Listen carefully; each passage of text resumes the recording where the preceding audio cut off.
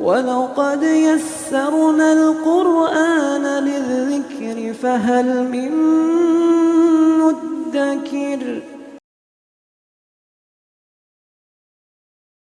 السلام علیکم ورحمۃ اللہ وبرکاتہ۔ الحمدللہ کفا وسلام علی عبادہ الذین اصطفیٰ، اما بعد۔ محترم ناظرین کرام، آسان درس قرآن کی آج نشست ہے، نشست نمبر 4۔ آج سورہ بقرہ سورہ نمبر 2 کی 9 آیتیں ہیں، آیت نمبر 21 سے آیت نمبر 29 تک، 21 سے 29 تک۔ اعوذ باللہ من الشیطان الرجیم، بسم اللہ الرحمن الرحیم۔ یا ایھا الناس اعبدوا ربکم الذی خلقکم والذین من قبلکم لعلکم تتقون۔ اے لوگو، اپنے رب کی عبادت کرو جس نے تمہیں اور ان لوگوں کو پیدا کیا جو تم سے پہلے تھے، تاکہ تم متقی بن جاؤ، تاکہ تم لوگ اللہ سے ڈرنے والے بن جاؤ۔ الذی جعل لکم الارض فراشا والسماء بناء وانزل من السماء ماء فاخرج به من الثمرات رزقا لکم فلا تجعلوا للہ اندادا وانتم تعلمون۔ وہ رب جس نے تمہارے لیے زمین کو بچھونا اور آسمان کو چھت بنایا اور آسمان سے پانی نازل کیا، پھر اس کے ذریعے تمہارے لیے پھلوں سے رزق نکالا، لہٰذا تم اللہ کے ساتھ شریک نہ بناؤ، اور تم یہ سب جانتے ہو۔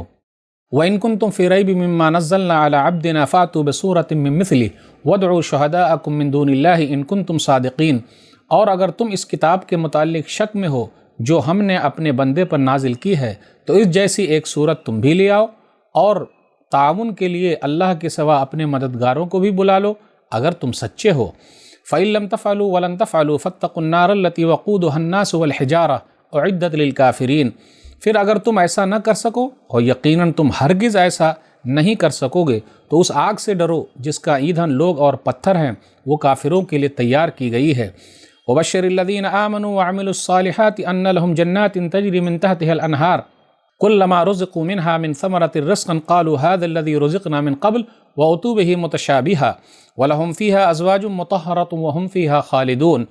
اور اے نبی صلی اللہ علیہ وسلم، ان لوگوں کو خوشخبری سنا دیجئے جو ایمان لائے اور نیک اعمال کرتے رہے کہ بے شک ان کے لیے ایسے باغات تیار ہیں جن کے نیچے نہریں بہتی ہیں، جب بھی انہیں اس میں سے کوئی پھل کھانے کو دیا جائے گا تو وہ کہیں گے یہ تو وہی ہے جو اس سے پہلے ہمیں دیا گیا تھا، اور انہیں اس سے ملتے جلتے پھل بھی دیے جائیں گے، اور ان کے لیے وہاں پاک باز نیک بیویاں ہوں گی، اور وہ ان باغات میں ہمیشہ رہیں گے۔ ان اللہ لا یستحی ان یضرب مثلا ما بعوضۃ فما فوقها فاما الذین آمنوا فیعلمون انہ الحق من ربهم واما الذین کفروا فیقولون ماذا اراد اللہ بهذا مثلا یضل به کثیرا ویہدی به کثیرا وما یضل به الا الفاسقین۔ بے شک اللہ تعالیٰ اس بات سے ہرگز نہیں شرماتا کہ مچھر یا اس سے بھی بڑھ کر حقیر یا عظیم چیز کی مثال بیان کرے، پس جو لوگ ایمان لائے وہ تو جانتے ہیں کہ بے شک یہ مثال ان کے رب کی طرف سے حق ہے، لیکن جو لوگ کافر ہوئے وہ کہتے ہیں اس قسم کی مثالیں بیان کرنے سے اللہ کی کیا مراد ہے۔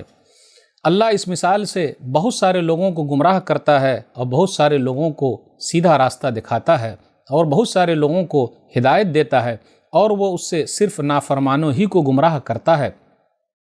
الذین ینقضون عہد اللہ من بعد میثاقہ ویقطعون ما امر اللہ بہ ان یوصل ویفسدون فی الارض اولئک هم الخاسرون۔ جو اللہ تعالیٰ کے عہد کو پختہ کرنے کے بعد توڑ دیتے ہیں، اور اللہ نے جن رشتوں کو جوڑنے کا حکم دیا وہ انہیں کاٹتے ہیں اور زمین میں فساد پھیلاتے ہیں، یہی لوگ گھاٹا پانے والے ہیں۔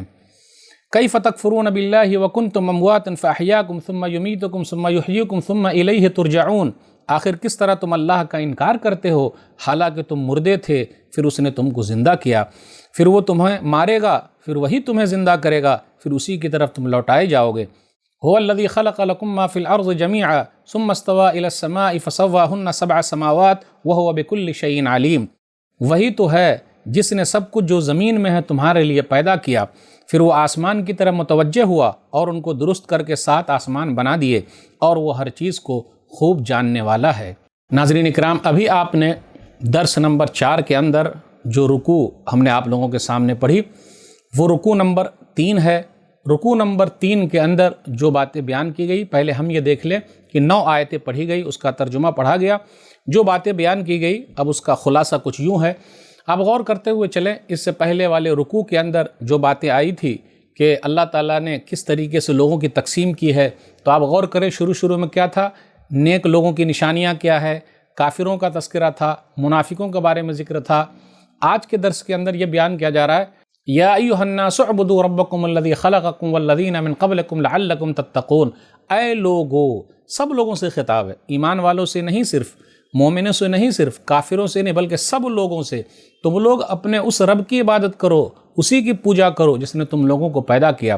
پھر آگے یہ تذکرہ ہو رہا، توحید کے بعد رسالت کا ذکر ہے کہ اگر تم لوگوں کو شک ہے نبی صلی اللہ علیہ وسلم کے بارے میں، قرآن کریم کے بارے میں، تو قرآن جیسی ایک سورہ ہی لے آؤ اور مدد کے لیے بھی لوگوں کو بلا لو، لیکن تم لوگ ایسا نہیں کر سکتے۔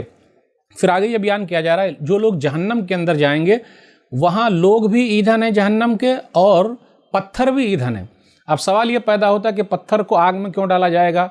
تو کچھ لوگوں نے یہ کہا کہ چڑھانے کے لیے، بتانے کے لیے کہ جن کی تم پوجا کرتے تھے آج وہ تو خود آگ کے اندر چلے آئے، جہنم میں چلے آئے، تو تمہاری کیا مدد کریں گے؟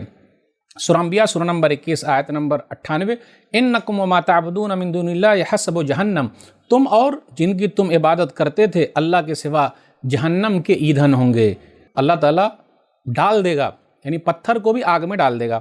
پھر آگے بیان کیا جا رہا ہے کہ ایمان کے ساتھ عمل صالح، ایمان لا الہ الا اللہ محمد الرسول اللہ، تو عمل کرنا ضروری ہے۔ اس کے بعد ایسا نہیں کلمہ پڑھ لیے اطمینان سے ہیں، جی نہیں، ایمان اور عمل صالح دونوں کے درمیان چولی دامن کا ساتھ ہے۔ اس لیے پکے مومن جو ہے وہ کیا کرتے ہیں؟ اللہ پر ایمان لانے کے بعد عمل کرتے ہیں، نیک عمل میں آگے آگے رہتے ہیں۔ اب ایسا نہیں بھروسہ کر کے بیٹھ جاتے ہیں، جی نہیں میرے بھائیوں، جب دنیاوی کام بغیر محنت کے نہیں ہوتا تو کیا جنت آسانی سے مل جائے گی؟ بہت محنت کرنی پڑتی ہے بھائی۔ پھر آگے یہ بیان کیا جا رہا ہے کہ وہاں اللہ تعالیٰ جو نعمتیں دیں گے وَأُتُوا بِهِ مُتَشَابِهًا، نام کے تو ہم شکل ہیں، نام جیسے یہاں بھی سیب وہاں بھی سیب، یہاں کا انار وہاں کا انار، نام تو ہے یا دیکھنے میں بھی ہو سکتا ہے، لیکن مزے کے اعتبار سے کیسا ہوگا کسی کو پتہ نہیں۔ جنت اللہ نے کیسی بنائی ہے، اللہ نے کیسی نعمتیں رکھی ہے، کسی کو پتہ نہیں۔ اللہ ہم سب کو جنت میں داخل کر دے، زور سے بولیے آمین۔ آپ ہی غور کیجئے، دیکھیے اللہ کا انداز یہ ہے کہ جب وہ جہنم کا ذکر کرتا ہے تو جنت کا بھی کرتا ہے، اور جہاں جنت کا ذکر کرتا ہے وہاں جہنم کا بھی ذکر کر دیتا ہے، تاکہ لوگوں کو ڈرایا جائے اور لوگوں کے اندر شوق پیدا کیا جائے۔